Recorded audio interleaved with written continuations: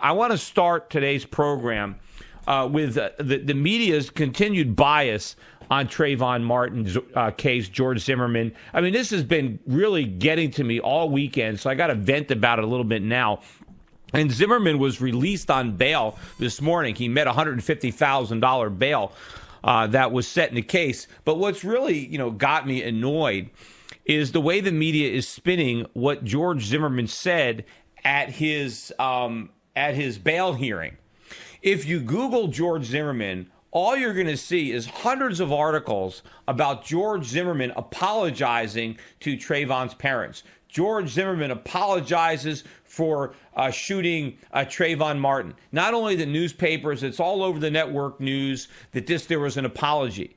There was no apology. George Zimmerman did not apologize for shooting Trayvon Martin. In fact, he went out of his way to make sure that people knew that he wasn't apologizing, yet the media has perpetuated this lie in a deliberate effort to create a false sense of contrition, of guilt, that he acknowledges, that George Zimmerman is acknowledging that he, in fact, did something wrong. He did not. It's obvious that he didn't apologize. The media has to know it, yet they spread this lie anyway to try to feed this racial divide in the country that they are, beating the drum for.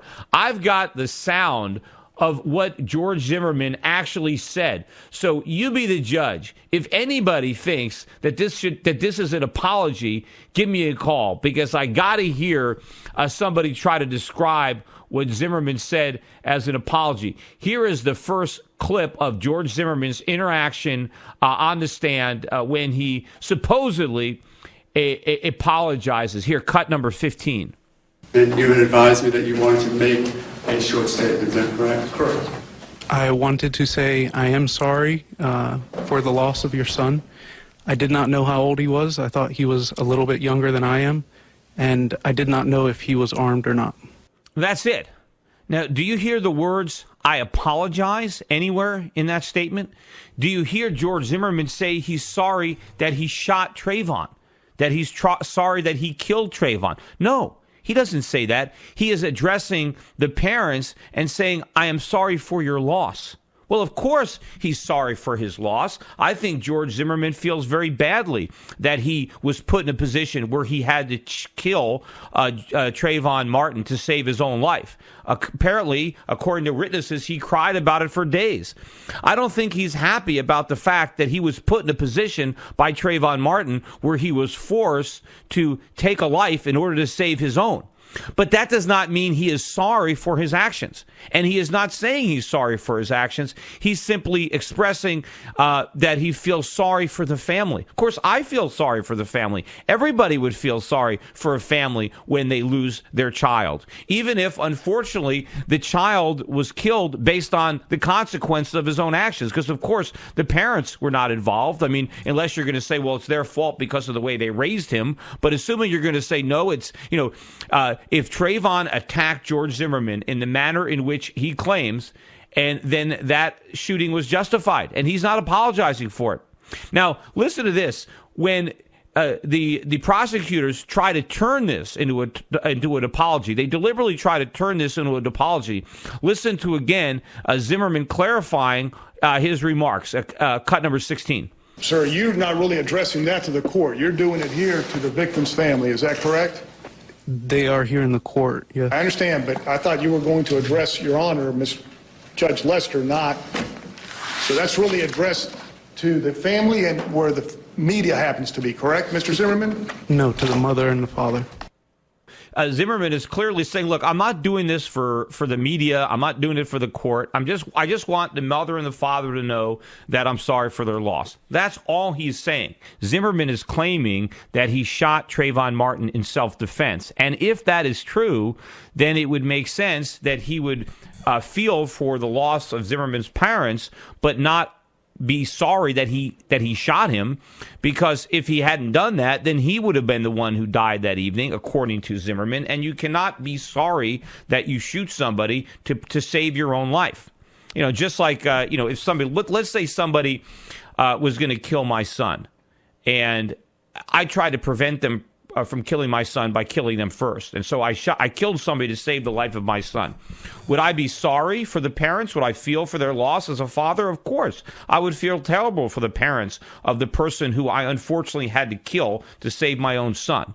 But I wouldn't apologize for having killed him, because if I hadn't killed their son, it would have been my son who died. And in fact, given the circumstances being the other way, I would expect that if my son was trying to kill somebody else, if the parents were able to save their own son by killing mine, that's exactly what they would do, because they love their son. They don't know my son from Adam. They're obviously going to protect their son. And Zimmerman cares more about his own life and his own family than he does about somebody he doesn't even know. But clearly he can feel sympathy. Now, does that mean I'm basically saying that Zimmerman is innocent? No, maybe he's not innocent. But I can certainly tell you this. From the evidence that's out there, the overwhelming evidence supports self-defense, a justifiable killing, which is why the police originally did not charge him, because the evidence that was there, and I'll get to a little bit more of that in a minute, but the evidence shows that it's far more likely that it was a self-defense shooting rather than a cold-blooded murder. But let me play this last clip, 17, where Zimmerman is clarifying, again, the fact that he is not apologizing for what he did or apologizing to anybody. Okay. And tell me, after you committed this crime and you spoke to the police, did you ever make that statement to the police, sir? That you were sorry for what you've done or they're lost? No, sir. You never stated that, did you? I don't remember what I said. I believe I did say that. You told that to the police? In one of the statements, I said that I felt sorry for the family. You did? Yes, sir. Okay, I felt sorry for the family. That is not an apology. But listen how the attorney says, what did you do after you committed that crime? I mean, you can't even answer that question, because to answer it is an admission that you committed a crime. Where is the objection from Zimmerman's attorney that there is no proof that a crime was committed? There's only an allegation. But he's saying, the prosecutor then says, did you tell them, the police, that you were sorry for what you had done? Well, why would he say that? Zimmerman never said he was sorry for what he did. He told the parents that he was sorry for their loss, but he never said he was sorry for what he did. That is what the prosecutor, he's trying to put those words into Zimmerman's mouth. And when you read all these articles all over the newspapers, everything said Zimmerman apologizes for killing Trayvon. Zimmerman apologizes to Trayvon's parents for killing their son. No, he didn't. There is a difference between expressing sympathy for parents who have lost their kid and saying that you're sorry that you shot them, that you made a mistake, that you regret your decision. He did not do that. But you know what really bothers me is Trayvon Martin's lawyer had an opportunity to set the record straight. He was on CBS, and he was asked about the apology. And you're going to listen to what he said. And based on this, both these two incidents, the bail hearing and this CBS appearance, I don't think Zimmerman has himself a very good lawyer. This guy is not the sharpest tool in the shed. And in fact, I think there are a lot of incompetent lawyers, thanks to the government and thanks to the bar. All this government involvement, I think, has reduced the quality of legal representation. So this guy doesn't seem too good to me. But listen to how he handles this question on CBS. Do you feel it's necessary to go further in the apology because the family of Trayvon Martin said it was too late? Well, the problem is that, as I mentioned, we had reached out to see if we can do it privately. I guess my concern is I didn't realize that the way that they had responded to me was through a press conference where they said it was too late or not an appropriate time. To be honest, had I known that, maybe had I seen the press conference, I'm not sure that we would have done it at the bond hearing, because the purpose of it truly was to get to the family and to respond directly to the family's request. Had I known or been told that that wasn't the time, it wouldn't have happened. So I apologize for that. See, now, the only use of the word apologize is the attorney is apologizing for his own behavior. He never actually acknowledged that Zimmerman apologized. But the problem is he didn't take the opportunity to correct that news reporter who asked him about the apology. He just let it slide and then went on and started talking about the fact that that Zimmerman did want to tell the parents that he was sorry for their loss. He always said he wanted to express sympathy for the parents because they lost their 17-year-old son. He certainly wanted to do that, but this lawyer doesn't even realize how his expression of sympathy is being used against him in the court of public opinion to basically say that he's admitted that he's guilty, because you don't apologize for something unless you regret it. And so if Zimmerman is saying, I regret my actions, then he's saying his actions were unjustified, that he shouldn't have shot him. He never said that. He never tried to say that. Yet here you have the attorney who has an opportunity to set the record straight, does not avail himself of that opportunity and simply lets this slide. And, this, again, shows how the media consistently slants this. Again, if you remember, also over the weekend, I think it was ABC News that broke a photograph of George Zimmerman's head, the back of his head. It is covered in blood. I mean, his head is a bloody mess. You can see that online. They showed it on ABC. Not that I didn't see it a lot of network newses, but there's 2 big gashes. There's all this blood. This was a photograph that was taken 3 minutes after the shooting. Obviously, supporting Zimmerman's account that Trayvon was bashing his head against the ground. Now, also, they enhanced the original photograph where you see Zimmerman in handcuffs.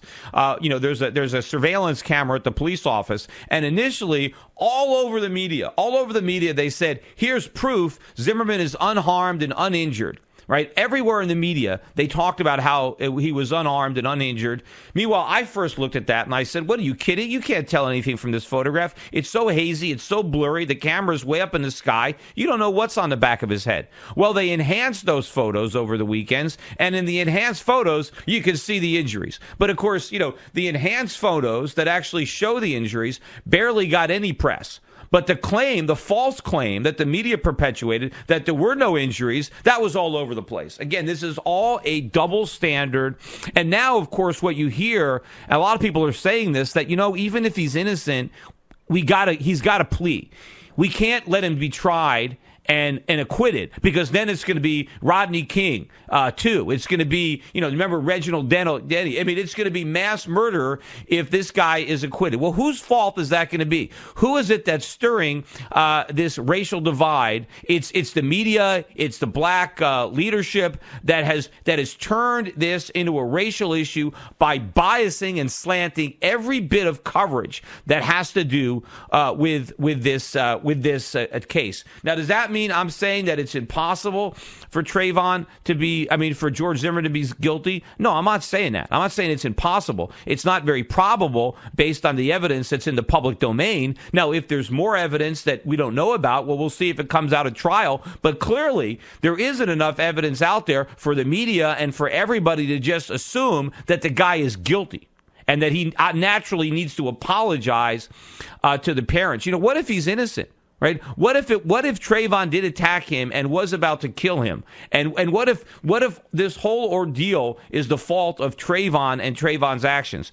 Are Trayvon's parents going to apologize to George Zimmerman for putting them through this? I doubt it.